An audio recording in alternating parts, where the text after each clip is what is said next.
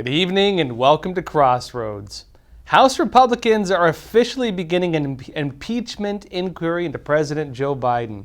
Now, this is not yet at the stage of impeachment, but for the coming elections, even for President Trump and what he's facing, this could actually be even more significant.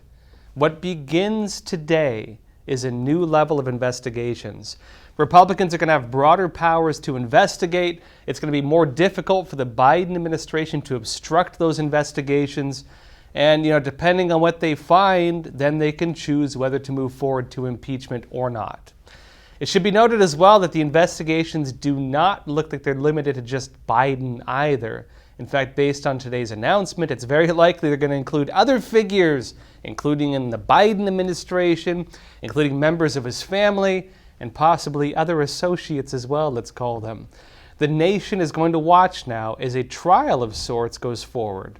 They're going to be able to issue subpoenas, hold depositions, and even more importantly in this case, they're going to be able to gather evidence in foreign countries. And for Biden, remember, that's a big deal. Many of the allegations tied to Hunter, they relate to other countries, including China and Ukraine. Under normal, trials and such, that'd be very difficult information to get. They have the power to do it. House Speaker Kevin McCarthy made the anticipated announcement this morning. He began by laying out some of the findings of the House investigations into Biden, his family, and his associates, saying it paints a picture of a culture of corruption. Watch.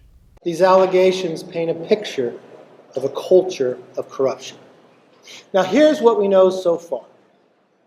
Through our investigations, we have found that President Biden did lie to the American people about his own knowledge of his family's foreign business dealings. Eyewitnesses have testified that the president joined on multiple phone calls and had multiple interactions. Dinners resulted in cars and millions of dollars into his son's and his son's business partners. But that's not all. The list goes on. We know that bank records show that nearly $20 million in payments were directed to the Biden family members and associates through various shell companies.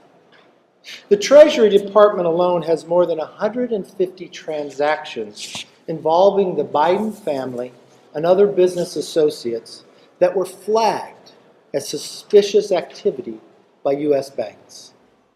Now, McCarthy doesn't even stop there. He goes on to explain that a trusted FBI informant made bribery allegations against the Biden family. He claims that Biden used his official position to coordinate with other business partners of his son, Hunter Biden, including with Ukrainian energy company Burisma.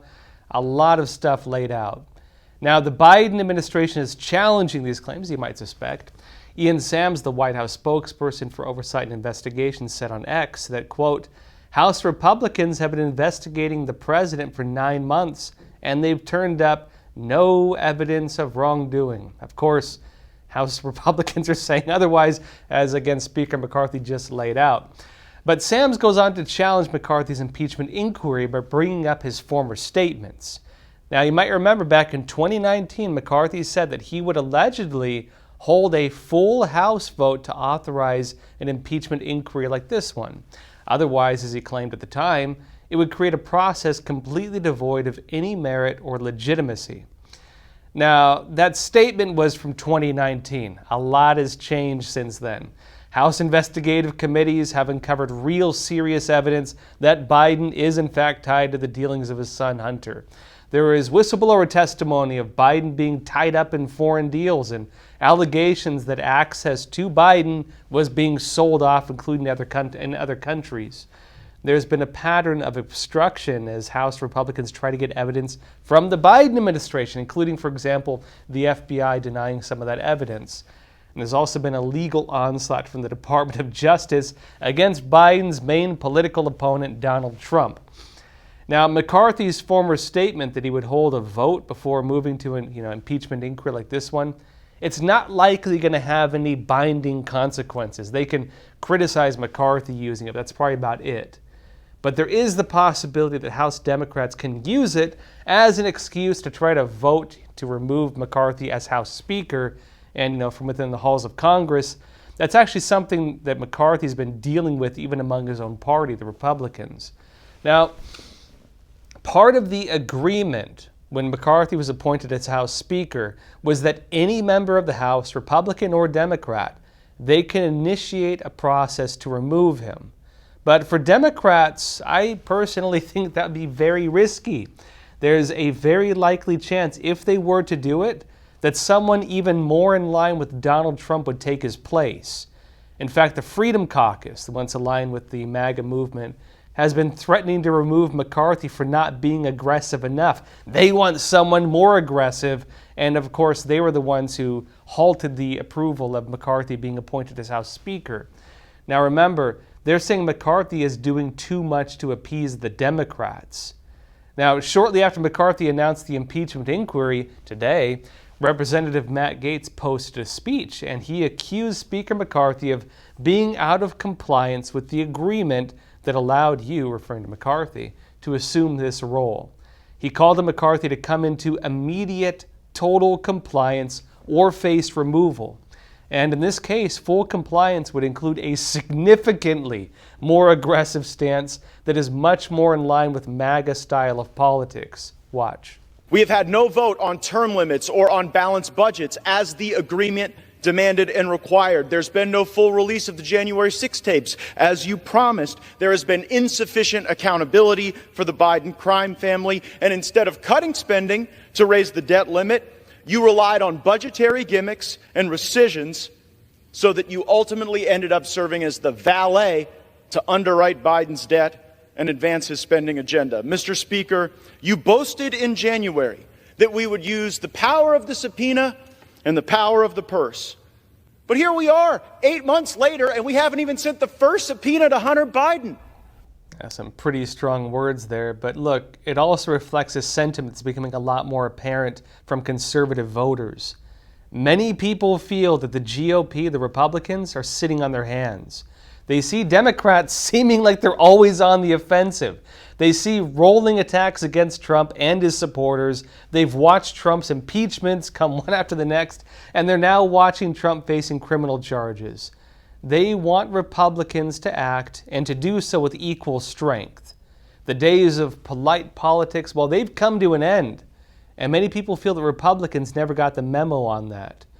Now, as Representative Gaetz suggested, part of this action needs to come in the form of how Republicans leverage the budget talks, which are now upon us.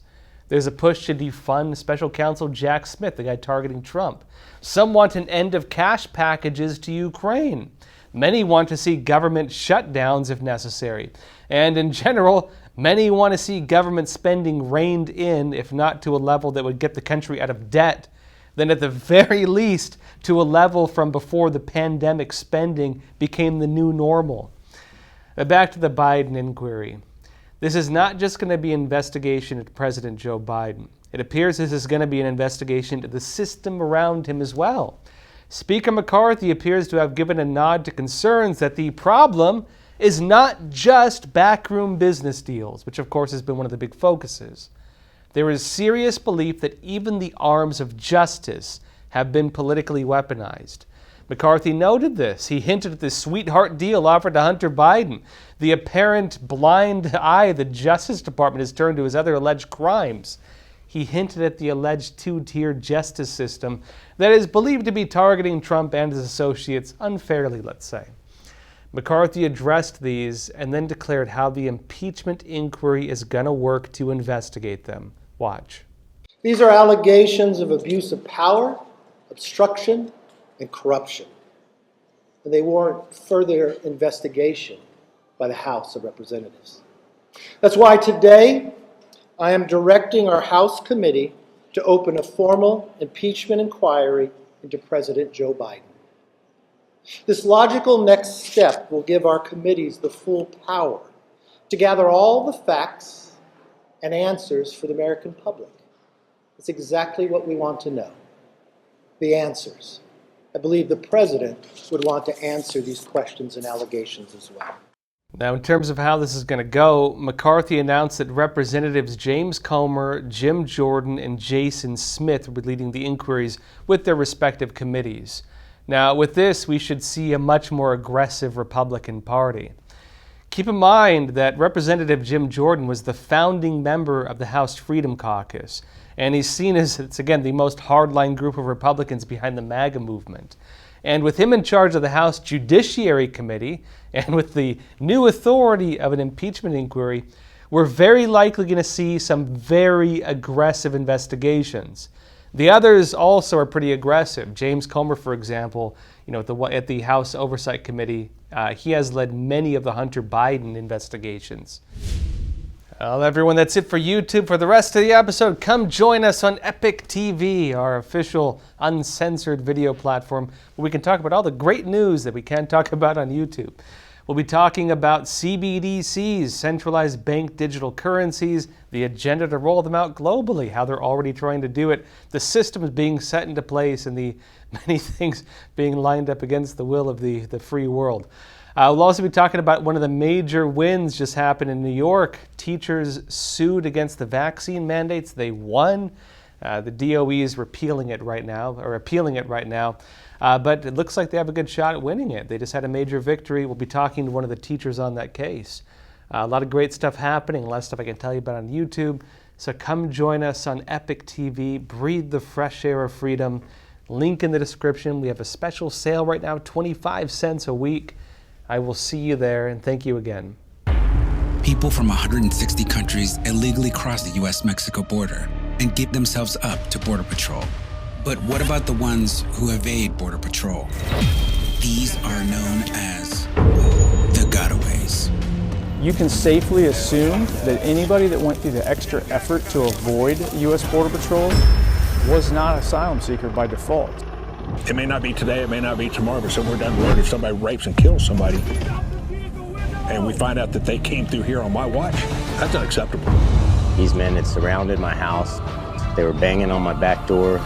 They were banging on my front door. You can't understand it unless you're out here seeing it every day. 21 dead bodies on the property. Code 3 response. Is it wrong to ask people to come to your front door of your home? Then why would it be wrong to ask people to come to the front door of our nation? Their primary goal is to circumvent the checkpoints, go undetected. People that do not want to surrender, those are going to be the potential terrorists, the criminals, the real threat to the U.S. We were hoping the federal government would step in and do something, but they didn't. We have no clue who they are or where they're going. That's the scary part.